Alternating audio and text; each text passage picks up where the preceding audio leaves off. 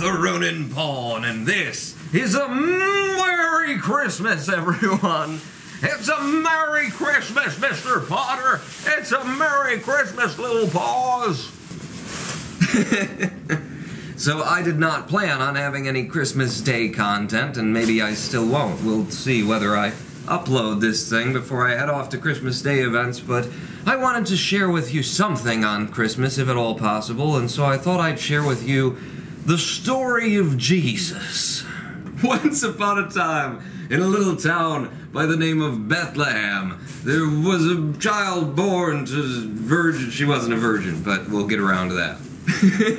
This is going to be a hard story to tell. A child was born by the name of Yeshua, and I'm not sure if that's how you pronounce it, but that's Jesus' probably actual name, because surprisingly enough, in the Middle Eastern regions where Jesus was born 2,000 years ago, Jesus was not a common name. But you know what? I'm already getting ahead of myself here. There's a prologue to this story. Once upon a time in a little nation known as Tibet. I don't know if it was known as that then, and it's certainly not known as that now, but in the regions that we eventually knew of as Tibet, there were some Zen Buddhist monks. There was an aged Zen master who was wrapping up this lifetime and told his students, I will die soon, and when I do, I want you to come looking for me. Because that's a tradition in Tibet. That's a tradition in Tibetan Buddhism in general, is they believe in reincarnation, and so when an old wise Zen master dies, they go looking for him, and there's certain ways that they go about it. There are certain people who know how to find a reincarnated soul, or at least that's what they tell people, whether you want to believe it or not. And so the old Zen master, he did as he promised and died, and they burned his body, as is the tradition there, and they found stuff in the ashes that's supposed to be like the crystals that were in his testicles. Listen, there's messed up things about all religions, okay? And so once they'd done away with the Zen master's ashes, they set out to find his reincarnated being somewhere on the surface of the planet. Usually, reincarnated beings tend to stay around where they died. Makes it easier for their students to come find them and bring them back into the Zen temple for the next round. But this one had gone long and far. They would come to discover as 3 wise men from the East set out from the regions of Tibet in order to find their reincarnated Buddhist Zen master. And by the kind of force and process that we tend to refer to as fate, because chance just doesn't cover it and coincidence is too unlikely, they managed to stumble into a manger as the young Yeshua was being born, or the newborn being coddled by his mother, depending on how you want to imagine it, you know, if they walked in on the placenta dropping or not. And they greeted the new young parents, Joseph and Mary, and found immediately that there was going to be a problem, because they had come from a very distant eastern land and did not know the language nor the customs very well of the people that they were with right now. So through a language barrier, they now had to test this newborn child who's supposedly their reincarnated Zen master, because there is a test for these sorts of things. You don't just pick out any given baby and say, oh, he must be the one, let's take him from his parents and cart him back to the monastery. You just don't do such a thing. It would be considered rude. And any of you who have seen the episode of King of the Hill, in which Bobby is suspected to be a reincarnated Buddhist master, will know that the practice is to bring just lots and lots of bags and see if he plays with them.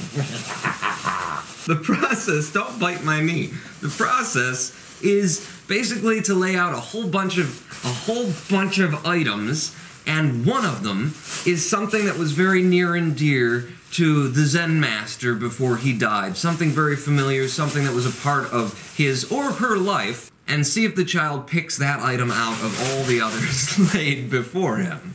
And so these 3 wise men from the East laid out before Jesus and his family a number of trinkets, including gold, frankincense, and myrrh, to see which the child would have a natural affinity for. And the child played with the gold, and it was shiny and nice, but no thank you. And he looked at the myrrh and said, I don't even know what myrrh is, so I can't even describe what Yeshua did with that. But I know frankincense is the sort of thing that you burn and it creates a nice, pleasant smell. It's a potpourri.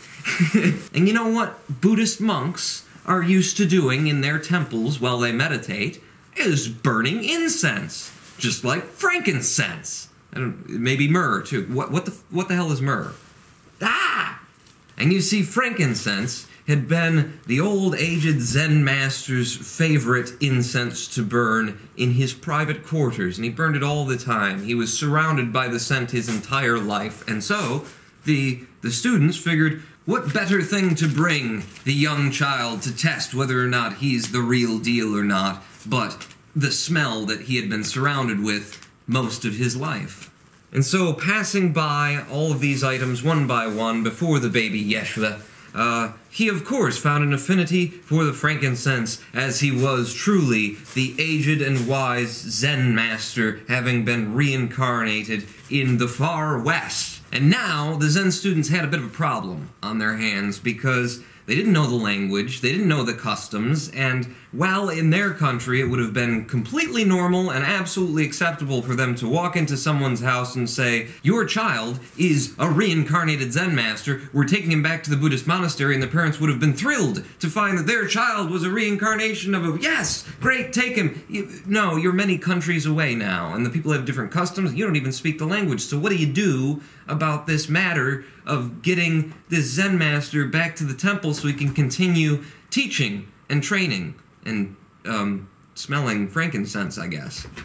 So they stepped outside and they had a conversation amongst themselves, and they had a couple of drinks, and they figured out that what they were going to do was play the long game, which Buddhist monks are very good at playing the long game. So what they did was they left with Father Jacob the gold, and with Mother Mary the myrrh that nobody knew actually what it was, and they left with Jesus the frankincense, and they returned to their home in order to study the customs and the languages of Bethlehem, I guess. And while they were gone, the baby Yeshua grew into a boy, and grew into a young man of the age of 11 or 12, which I say a young man because back then, you know, average lifespan and all, by 11 or 12, if you don't have a couple of kids, then you're behind the game. And some 10 years later, one of those Zen students returned to find Yeshua, having learned the language, having learned the customs, having studied Judaism. And he came to the parents, and he explained to them, remember me 10 years ago, showed up in the manger when your child was born, gave you that gold and myrrh, whatever the hell that is?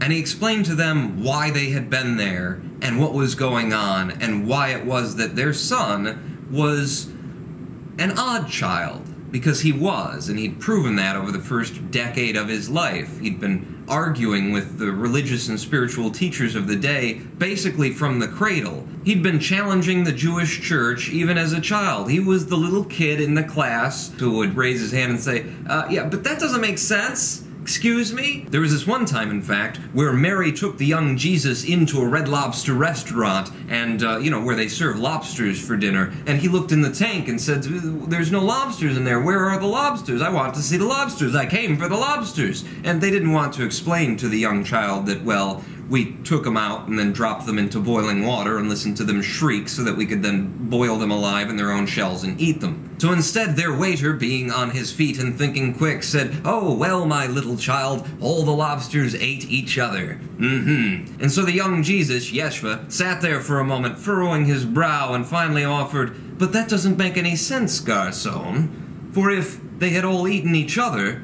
there'd be one left.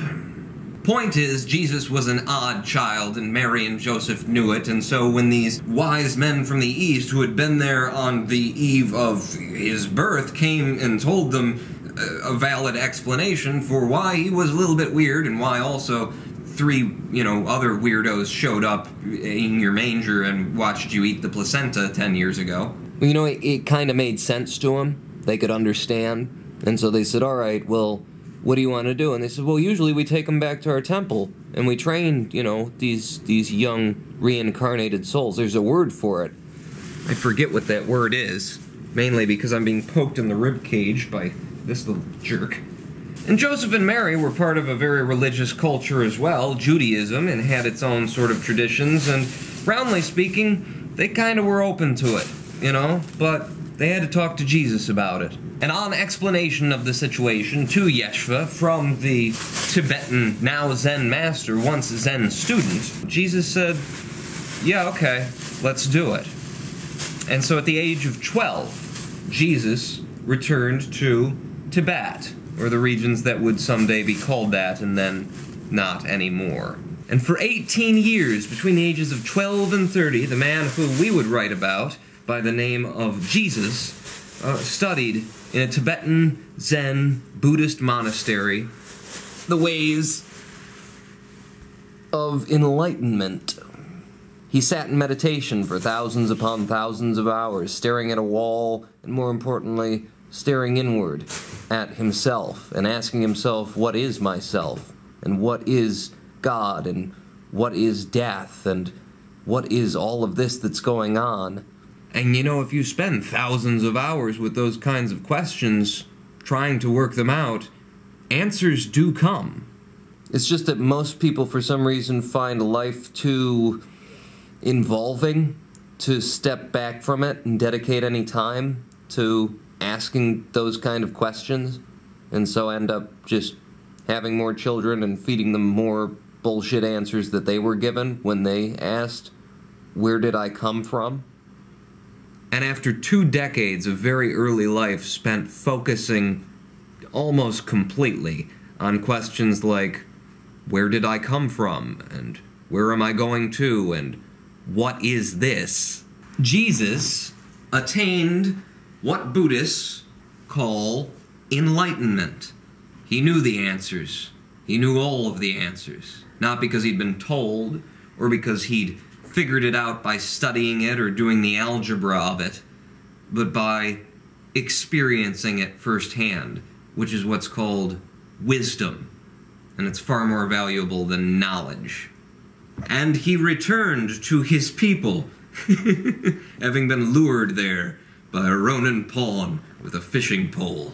And after his enlightenment, his Zen master, who had in a previous life been his student, asked him, so what do you want to do?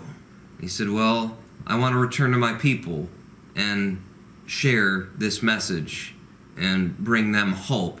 And that's precisely what Jesus did. The wise, aged Zen master who lived the bulk of his life in the regions that we know of as Tibet, returned to the Middle East, returned to Judaism, and returned to the streets of his hometown. For the first time in 2 decades, he walked the streets of Nazareth with the inner light and the inner glow that comes with a life spent in spiritual pursuits on mountaintops, sat in meditation, and he called his brothers and his neighbors and the children that he once played with to join him and to learn what he had learned. And when you think about it, it's a very odd thing, isn't it? It's very odd for men who are involved in a life, who have children and families and jobs, fishermen and tax collectors. They say the disciples were to just drop all that and follow some guy, even if they know him, even if it's like, hey, Jesus, I remember you. Yeah, I remember we used to play back when I was 8 years old in the puddles after it rained. And it's still rather odd for somebody to just, be called and answer. But that is exactly the kind of thing that happens when you encounter a Zen master. And I know because I studied Zen for 3 years after meeting my Zen master and knowing the moment that I heard his voice that I was not leaving his side until I understood something about how he managed to have inner peace, which was apparent just at the sound of his voice. It is a very odd thing, and yet it's exactly the kind of thing that actually happens, and it did actually happen. And he recruited a small cast of people and traveled across the countryside, and people would tell stories about him for ages to come because he reached into a religion, Judaism, that was mainly a racist religion that was all about, if you're a Jew, and if you're not, then have a nice day. And he taught a version of God that was not a king whose orders you would follow and do no matter what they were, and how dare you question. He taught a version of God that was a father, that was a teacher, that loved all beings equally, indiscriminately, and that you could never, ever do anything that would make it stop loving you. He taught them that there was nothing that any of us can do in this life to defile our own pure nature, our own true nature, our own godly nature, or, in the religion that Yeshua was taught in, our Buddha nature. And no matter who you are, and no matter where you stand on religion, reincarnation, God, atheism, agnosticism, I would recommend popping open a Bible today, if you can find one, and just reading Matthew 5 to Matthew 8. Probably 2 pages. Just to see what this fella Jesus actually said and actually taught. Because there are a lot of kittens representing Yeshua. If you believe them, then he was kind of a prick. Then Yeshua was a backwards racist idiot whose life was dedicated to judging other people. And as I try awkwardly to wrap this up, because I didn't know where I was going when I started this thing, I will say, number 1, I'm not a Christian. Number 2, I'm only kind of a Buddhist. I'm just telling you the story of Jesus. And in case you didn't know it, Jesus is a Zen Buddha master. I am the Ronin Pawn. What do you think, Paul? Does that work as an outro? Pawn out.